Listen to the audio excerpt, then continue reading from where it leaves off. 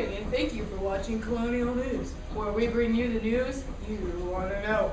Today's top story: are lottery tickets illegal? The state of Virginia sure thinks so.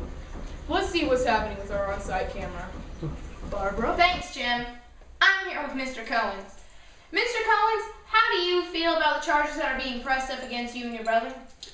Well, Barbara, I feel that everyone deserves a chance to win the lottery every now and then, and for Virginia to deny those rights to the people is wrong. Well, I can certainly see where you're coming from.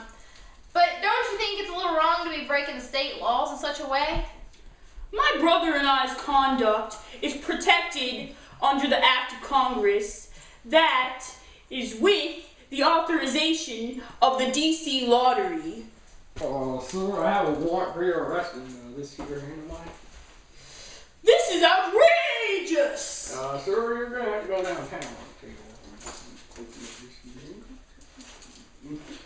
No! This can't be happening! No! Mr. Cohens! Mr. Cohens, do you have anything you'd like to add? Get that camera out of office! Well, back to you, Jim. Well, we certainly haven't had an interview like that before. No, Jim, I don't believe we have. We've all been there. You walk into the local saloon, and for some reason, the ladies give it. You don't understand why. Well, I'll tell you why. You're not wearing Randy brand trousers.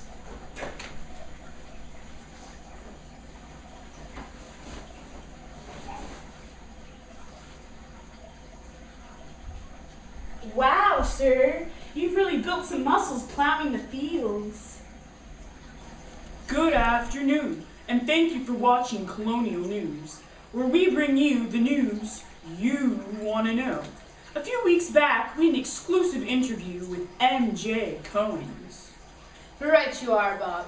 And today we argue the case. Does the Supreme Court have the jurisdiction to hear an appeal in a criminal case that was already decided by the courts of Virginia State? Well, Jim, we had an interview with one of the Virginia representatives that will answer that question. She does, however, wish to keep her identity concealed. The Constitution grants the Supreme Court no right to poke its nose in our case. They should not be questioning the state decisions. Our decisions concerning the lottery ticket is final, and the federal courts cannot change it. Rather, it involves the interpretation and application of an act from Congress or not. We have the right to interpret and apply federal laws as we see fit. They sure have a strong opinion in this case. Sure, Jim, but the Supreme Court is resting their case on Article 3, Section 2 of the Constitution.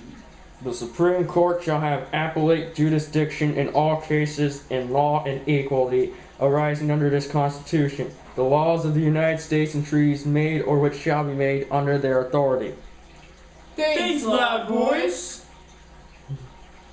This can also be backed up by the Supremacy Clause of Article 6, which makes a federal law superior to the state law.